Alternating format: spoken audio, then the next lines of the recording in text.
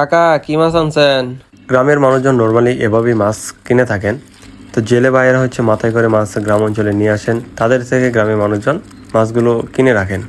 Normally হচ্ছে কি হাট থেকে মানে বাজার থেকে যে দামে মাছ কিনা যায় তার থেকে সাশ্রয়ী দামে এইসব জেলে ভাইদের থেকে মাছ ক্রয় করা যায়। আলু ভর্তা ডাল কেমন লাগলো এলে ভাই? 4 বছর মাছ দামাদামি বললে ভাই কি লাগতো 300 টাকা লাগতো ভাই।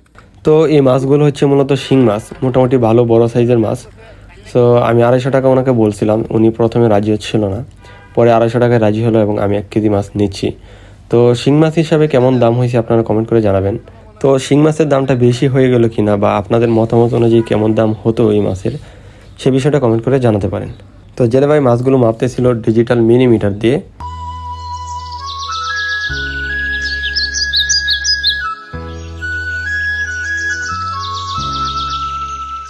তো এই মাছগুলো এখন আর কাটা হবে না, এখন পানিতে এই মাছগুলো আমরা জেতা করে রাখবো।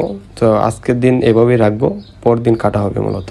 তো এই ছিল ছোট একটি ভিডিও, গ্রামের মানুষজন মূলত কীভাবে গ্রাম থেকে মাছ ক্রয় করে থাকেন সেই বিষয়টা তুলে ধরলাম। তো ভিডিওটি কেমন লাগলো অবশ্যই কমেন্ট করে জানিয়ে যাবেন।